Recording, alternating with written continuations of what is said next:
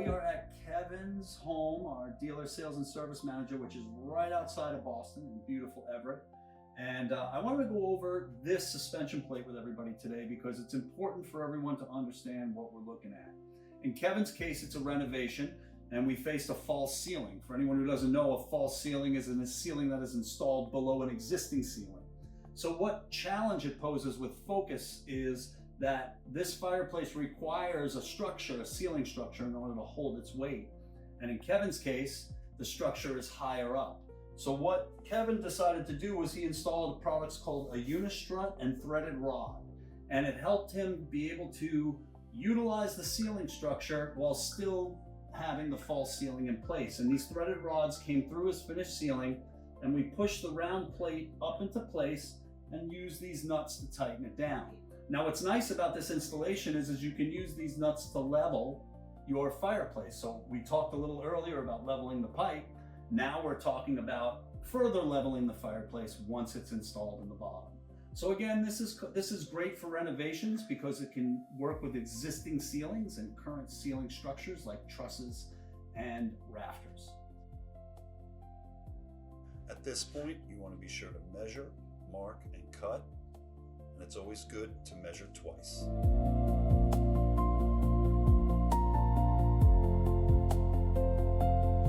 Be sure to click the link to get a detailed video on how to measure and cut the pipe.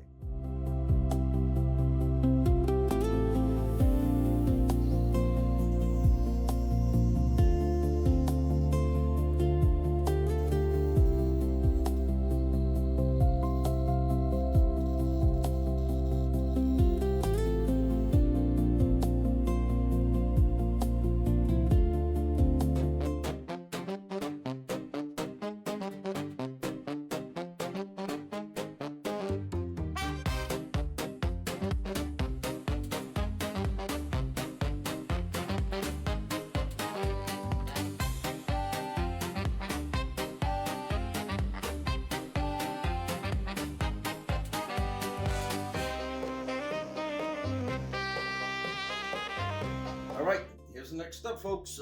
We have to take out the rotating mechanism in order to put in the rotation restrictor. So the first thing you have to do is straighten this cotter pin, remove it. There are two nuts, remove those. And on top of that, you have a couple sets of ball bearings and a washer. And just try to keep everything together. So when we do the rotation restrictor, we can get this all back together. And it's important too, there's a specific order for There those is, parts. and that's in the manual. Great. Again, the best advice I can offer, take your time. Follow every step and go slow.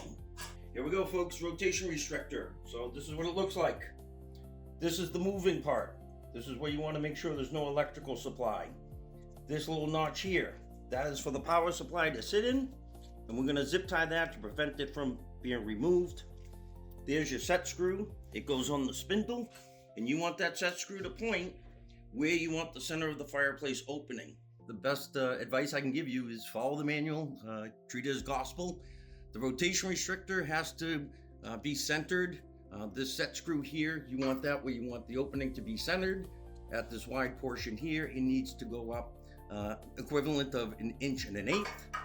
So I'm gonna bring it up and I'm gonna make sure it's where I want it to be. My great helper, Mike, just helped me with the measurement here. We're roughly 1 1/8 inches on the wide part of the spindle. And I'm gonna ensure that it's in position so I know the center is facing the room where I want it to be. And I'm gonna slowly make this set screw work. Again, recommend take your time. You're in tight quarters. You're dealing with something you're going to be looking at forever. Make sure you do it right. So the rotation restrictor, it is centered. It's at the correct height. It's been tightened. Critical for the installation of this fireplace is this tab back here. That's to hold your power cord. This is to ensure it does not get pinched. You put it in the slot, then you're going to take one of these black zip ties, and we're just going to loop it through to ensure that the cord is not going to fall out of that cord holder. This step here in the manual, we're on page 11. We are now, we're on page 10. We're clipping the zip ties. Mike here is clipping the zip ties up top for us. And the reason we do that is because if you see in the next steps, there's an interior system that's hanging right here that will need to be lifted up and spun and dropped down before we install the fireplace. And the next step is Mike will be opening up just the front of the fireplace so we can get to the items inside while we continue to leave the wrap on there to protect the fireplace. So we're gonna have the opening cut open just enough so we can get to what's inside until we need to open it further. So here's what we did. We just opened up the Ergo, and here's what you're gonna see on the inside. Just some wiring and some protective gear in there.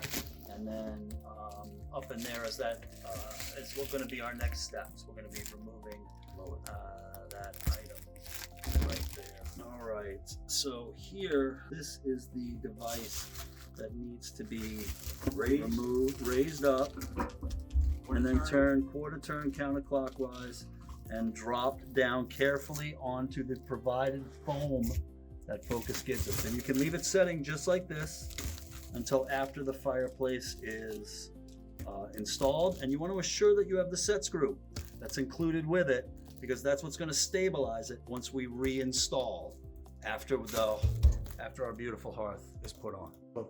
We are ready for what they're calling the tuning fork. This is part 2 of the rotation restrictor. The inside of the fireplace, you have these 3, let's call it framework. There's always one pointed right at the front of the fireplace. This is where this is going to go. And in the manual, you will see they want it. All right, so our helper Mike today, he has measured the roughly 3/8 of an inch that the restrictor part 2 is away from the edge. And we're gonna snug that up with the 2 set screws on the side. There you go, right there. All right, folks, next step in the manual, I'm on page 9, step 8. We have our monitor holder. This is the Raspberry Pi, which is the brains of the fireplace. And here is our monitor. They do have a piece that is removable, and that is to make your wiring easier in the later steps. So I'm gonna take this out. All right, I removed the first screw. I'm removing the second screw. Remove this plate. Again, leaving this area open is going to make it easier for your wiring in the following steps. All right, page 10, next step, we're mounting the monitor. Basically, there are 4 screws that are attached to the monitor when you receive it, and we have 4 screw holes, and we're going to slide the monitor in and secure it. All right, so we secured the monitor. Again, make sure it's protected. We're on a blanket. We still have the packing material. Still wearing gloves. These 2 screws, that's my next step. It is flush, and step 11 on page 10. Tighten these two nuts, and I'm going to do that right now. We have the monitor mounted to the monitor holder. The panel we took off earlier does not go on yet. It's shown in the manual. It stays off because when everything is put together, it's tough to get your hands in there, and that gives you a nice, easy access point. One thing I do want to point out, we keep everything protected as long as we can before we open it up. Okay. Prevents anybody from touching it and possibly damaging the finish.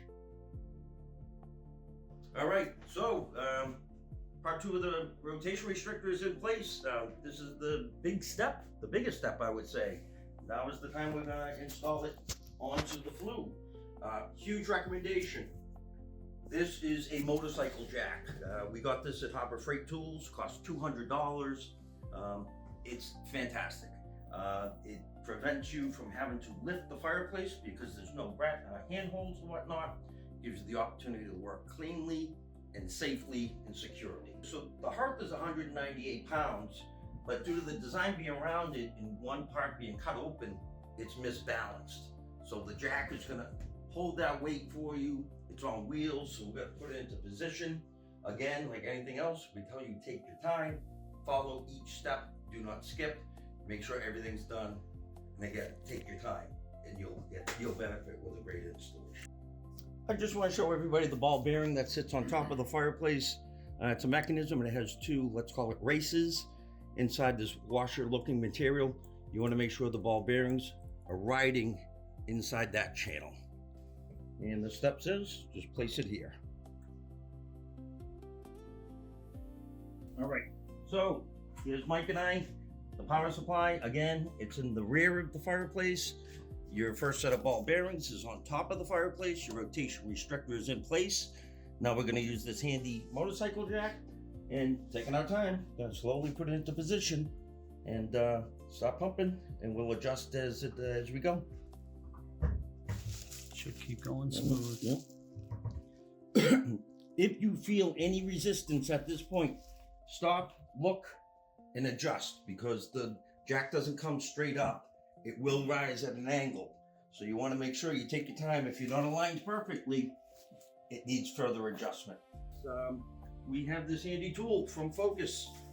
What this does is, so you have to put the order: large washer, ball bearing, small washer, and then a nut. What Focus does is they supply this tool. And what this does, it allows you to put in your nut. You put in your small washer. You put in your bearing. And you put in your large washer. That way you don't have to fight trying to get everything up there. I'm going to insert this, tighten it just enough, just so it holds. I'll remove this tool. We have a second nut that's going to go on and secure it, but we're going to let the fireplace hang a little bit just to fine tune it before we snug everything up. Similar to the fireplace, the bearings, the nuts, they have to be very square and centered. You want to make sure it seats properly. When the nut grabs, you use the tool. Once you get it going, you take the tool out. All your bearings are in there. You reach in, you make sure everything is snug and not wavering, and we'll go to the next step. All right, so we've kind of gotten everything attached and leveled up on the fireplace. You'll see that the restrictor is in place, restricting the fireplace 40 degrees in each direction. We are spot on level with our pipe, And the gap. and the gap is nice and consistent on the fireplace to allow enough movement to rotate while still being a consistent small seam. So here's the final, and now we're going to start going to the finishing work, which is going inside the fireplace and installing the monitor, the logs, and the glass, and getting ready to plug this bad boy in. That should lift right out. That's our power. Everybody, so just a quick note, we ran power. It starts back here on the black cap. We ran our 16.3 through, and Focus supplies this, what do you call this, Mike? Snake. A snake to help pull it through. We taped it off here and pulled it through to here, and in the next steps we'll be hooking up power to the fireplace. At this point, we're up to image number 33 in the manual, and that is installing the monitor. Being such a tight location, it's difficult to film, so we installed it, but it's very simple. It has a center pin that you insert in the monitor holder, and then it's turned about 1/3 of a turn clockwise to lock it into position. One other thing I would like to point out is when you are lifting the monitor, it is tight tolerances, and you will need to press on the center of the monitor. Once that is done, I strongly recommend, next up, power it on. Make sure everything's working. You want to make sure it will take 2 minutes to load the flame image. And once it loads, you will see it on the monitor itself. You want to ensure the LED bed is illuminated. You want to make sure you can hear it. And then you can also test the olfactory or scent feature on this fireplace. So here we are, we're moving on to the logs. There are 7 individual logs, each their own unique log. And in addition, you have vermiculite and gray chips. What I suggest is you lay the logs out in the correct position, just to make sure that you're going to grab them at the proper time. And this is, we're on the home stretch, so take your time. The more time and effort you put into installing these correctly will result in a much better flame. First thing I will note when you're installing the logs is you want to make sure you have the manual in front of you. And there are some points that you can use for reference to make sure that they fit and they sit properly. One is the LED circle here. And then the two, let's call it the glass holders. They're in the rear of the fireplace. All right, so we're going to use the LED bed as a point of reference, as well as the glass holders, the glass stands in the back, because the image in the manual is going to show you from above. And what you can do is you can see where the log will fall in relation to those 3 points. So the first step on the logs is putting in the vermiculite and the gray chips. This will help with the image of the flame coming through, the lighting coming through the LED ember bed. Again, make sure you're wearing your gloves. And per the manual, we're just going to circle them. We're going to place them here randomly around this round LED ember bed.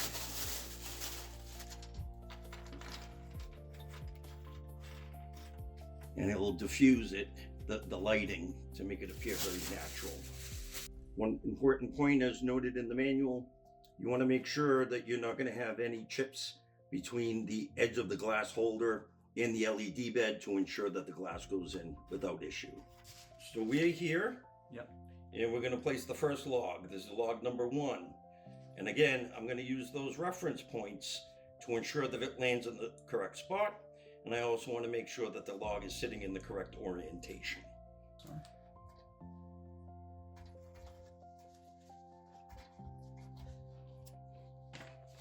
Again, using the reference points, I have it pretty much in the spot I want it to. So now we're going to move on to log number 2.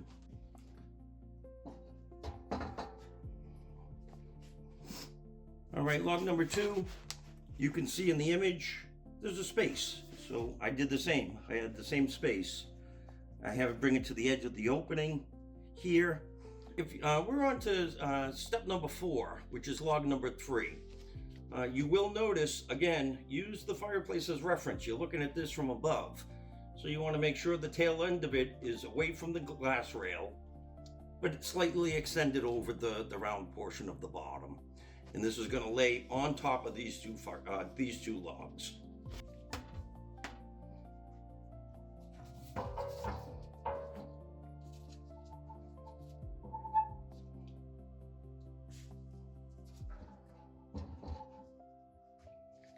You want to make sure you have enough elevation, because when you put in the glass, there's going to be a black spot here on the video, and there's another one on the corresponding side. Having the log in the correct position, you will not see that black spot. It's designed to sit in front of it. We're going to do step 5 here on the logs. This is log number 6. As you can see, it touches this log a little bit, and then it reaches up and touches this log a little bit.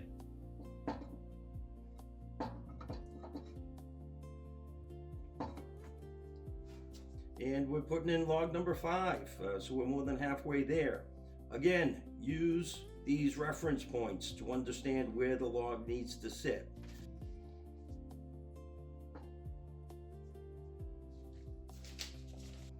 I want to make sure I have clearance to the glass, because the glass, when it goes in, needs to have enough space where it's not going to hit the logs. Log number 6, it's going to be this tall one here. This is going to go behind the log I just placed, which is here. And what that's going to do is kind of build it up. So the logs will wobble on occasion. Again, just take your time. Always reference the image. Final log, here we go. It's that bad boy right there. You want to make sure the black is up, just like in the image. And it's going to go to the rear of the log I just placed. And again, here's where you want to ensure that you have enough height built into the log set. So after looking, I wasn't happy with where they sat, because this log wasn't sitting where it was supposed to. So here's where I do some fine tuning. And again, you take your time, as they will wobble.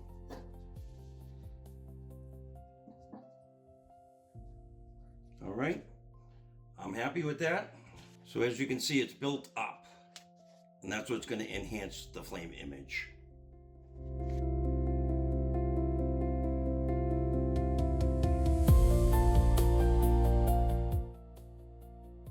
Here's the big step, installing the glass. Please note that your glass will have a label on it. On mine, I just used a piece of tape, but it will come from the factory with the label on it to show you which side needs to face out to the outside of the fireplace. That ensures that the image is relayed. One side is shinier than the other. How you can determine which is the shiny side by using your finger. You'll see one is very cloudy and the other one will be very sharp reflection. The way it goes in, you have to put in the left-hand side first. And then what you're gonna do is you're gonna ensure it's high enough to clear the glass holder. And then once you're inside, you're gonna swing it. So I'm gonna reach in, lift it, make sure I'm above the glass holder. Then I'm gonna swing it, make sure it hits, it sits on top of the other glass holder. And then the bottom's gonna check in here. Now is the perfect time to ensure that your screen is clean. You want to make sure there's no fingerprints on it. You want to make sure your glass is clean. You need to make sure you're wearing your gloves. Again, even if you have to change them, you want to make sure you're not going to get anything dirty, because once this is sealed up, you're not going to be inside of it other than maintenance to get rid of any dust that may accumulate over time. So here I am, I'm inserting. I'm making sure I'm above the glass holder. Once I'm inside, I can pivot. So there I am pivoting. Oh, that's awesome.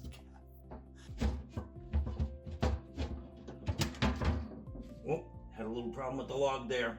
Okay. So this is a good one, because you can see here this log was too tall. I ended up rocking it. But you can see where it's dark in the video. See that dark spot? That means the log's supposed to be sitting there. So I'm going to pull the glass out, this, opposite of the way I installed it. I'm going to reset that log, and then I'm going to put the glass back in.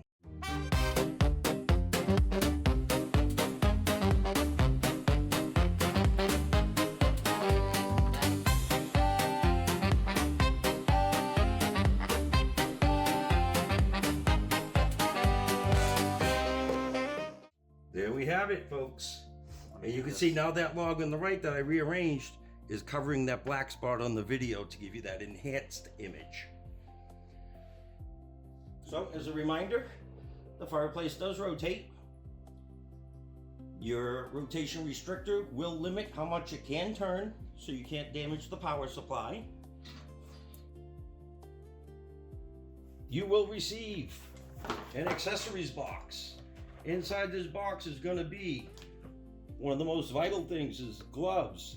You're going to have some miscellaneous parts like wire covering and things like that.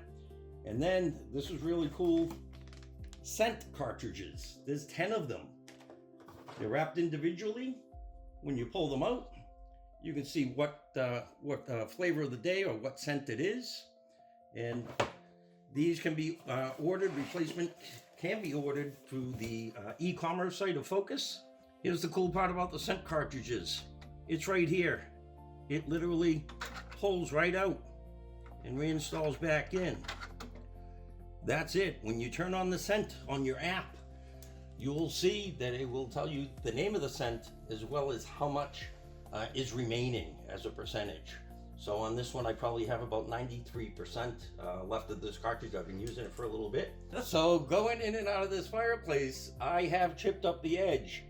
If you don't wear your gloves, you're gonna see fingerprints. You might have damage from bringing it in the building. Included with every Focus fireplace is a can of touch-up paint. And we're gonna include a link in a video where you can see how to touch up the paint, but this is totally normal. At the end of the job, you wipe down the fireplace with water only, and if you need to scuff these a little bit just to level out the paint, and then you basically do a quick touch-up. The paint is very thin. That's explained in the video. You need to continue to clean out the nozzle. You will get a buildup of paint there, so you want to clean it out to make sure you don't get splatter when you spray it. With every fireplace, you're going to get, basically it's an owner's folder. It's made out of felt. Inside there is going to be a nonconformist dictionary of fire.